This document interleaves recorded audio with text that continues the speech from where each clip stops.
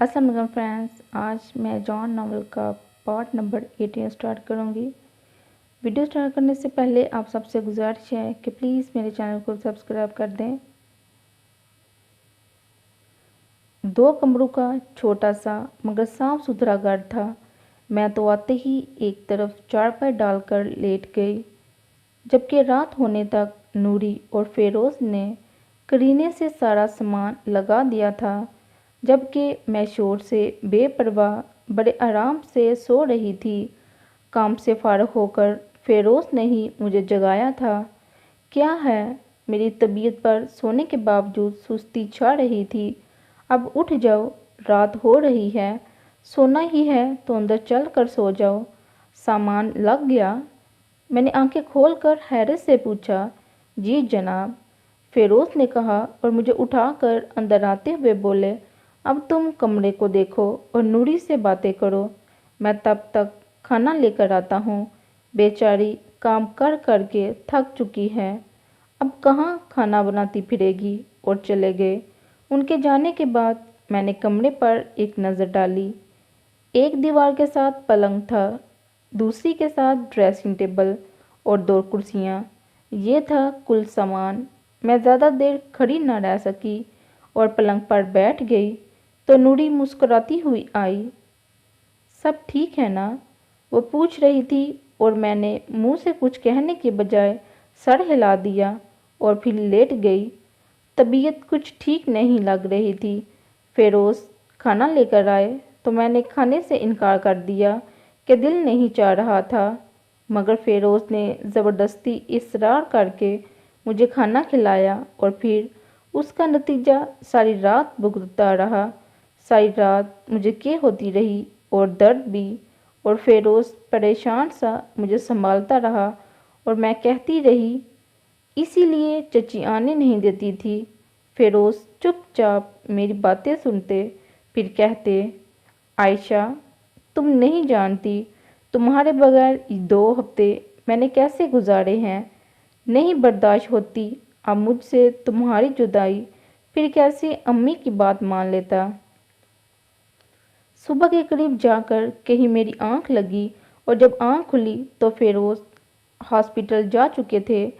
नूरी मेरे ही कमरे में मौजूद एक कुर्सी पर बैठी थी।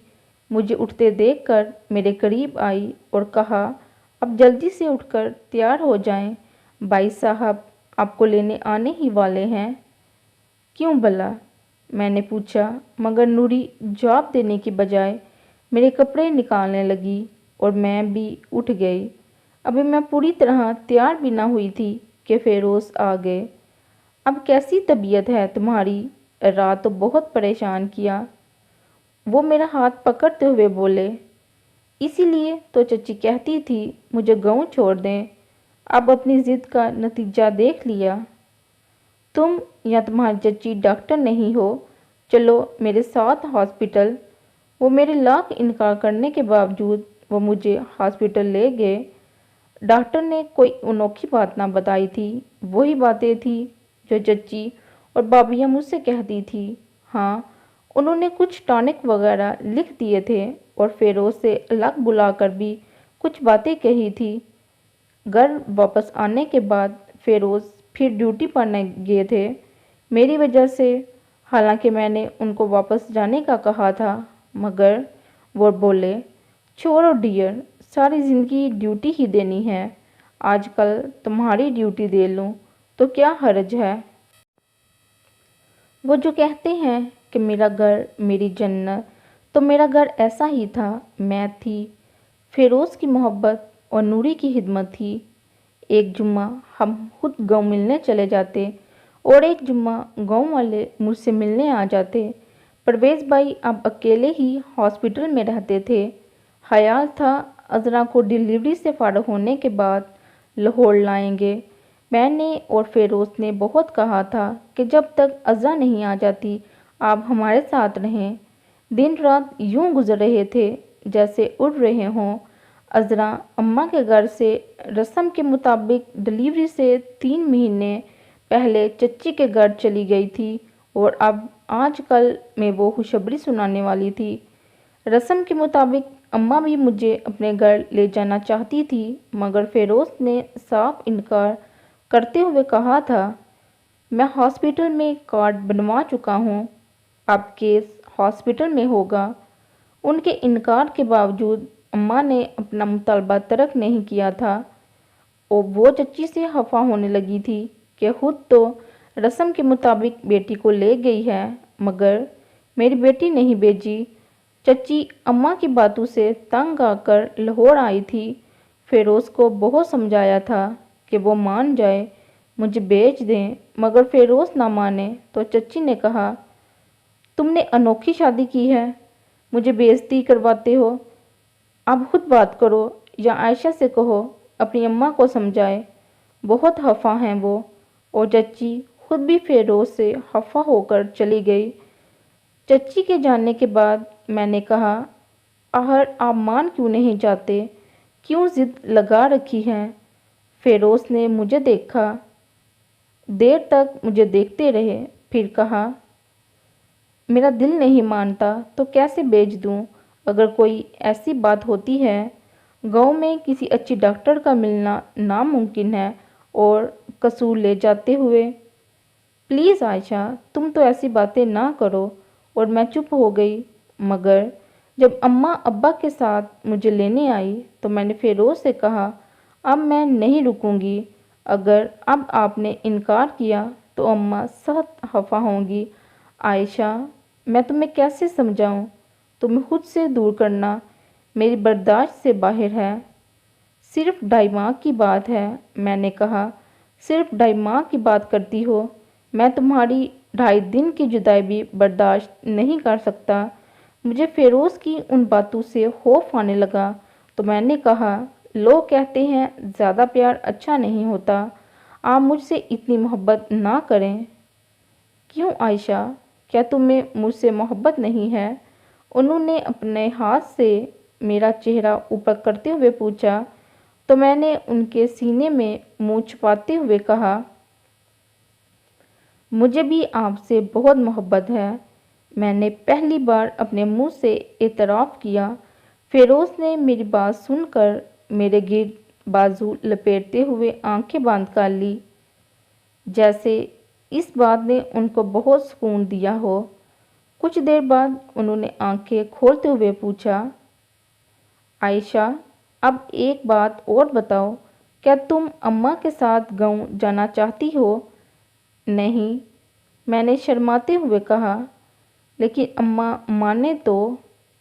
اگر میں ان کے ساتھ نہ گئی تو وہ سخت خفا ہوں گی، میں ان کی خفگی نہیں دے سکتی، آخر وہ میری ماں ہیں۔ کتنی دیر؟ ارے جب نیا مہمان آئے گا تو وہ خود ہی مان جائیں گی۔ بس میں تو تمہاری وجہ سے کھل کر نہیں کہہ رہا تھا، لیکن اب آؤ، اب ایک بار پھر ان کو سمجھائیں۔ فیروز نے کہا۔ ہم دونوں باہر آئے تو اماں ابا کے ساتھ صحن میں بیٹھی تھی، پاس نوری بھی تھی۔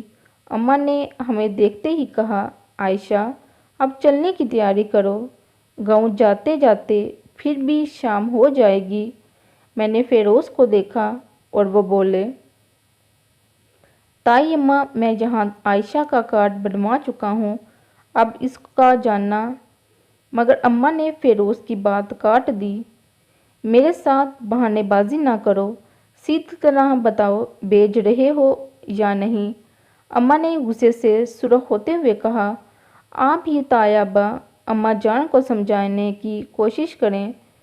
فیروز نے پریشانی سے کہا، وہ کیوں سمجھائیں، میں کوئی غلط کہہ رہی ہوں؟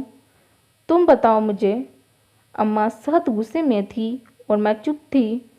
تائی جان، عائشہ آپ کے ساتھ نہیں جائے گی، مجبوری ہے، فیروز نے بالآخر کہہ دیا، اور اس کی بات سن کر اماں کھڑی ہو گئی۔ ٹھیک ہے، اب میں بھی یہاں ایک پل نہیں رکوں گی۔ اماں نے ابا کو اشارہ کیا، وہ بھی کھڑے ہو گئے، تو میں نے کہا، اماں، اب آئی ہو تو رہو میرے پاس۔ نہیں، جب تم گاؤں جانا منظور نہیں تو مجھے بھی یہاں نہیں رہنا۔ وہ دروازے کی طرف بڑھی تو فیروز نے کہا، ابھی میں آپ کو جانے نہیں دوں گا، کل جمعہ ہے، میں آپ کو خود چھوڑنے جاؤں گا۔ مہربانی، اماں نے خشک لہجے میں کہا۔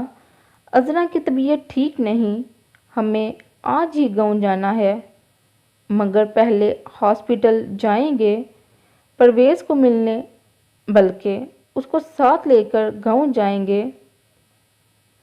او فیروز نے کلائی پر باندھی گھڑی پر نظر ڈالی، پھر کہا، پرویز نے ہاسپٹل کے بعد اپنے ایک پروفیسر کے ساتھ کلینک جانا شروع کر دیا ہے اور وہ 5 بجے نکل جاتا ہے۔ اب 4 بج رہے ہیں، چلیں میں آپ کو چھوڑ آتا ہوں۔ ہم خود ہی چلے جائیں گے، اماں نے غصے سے کہا۔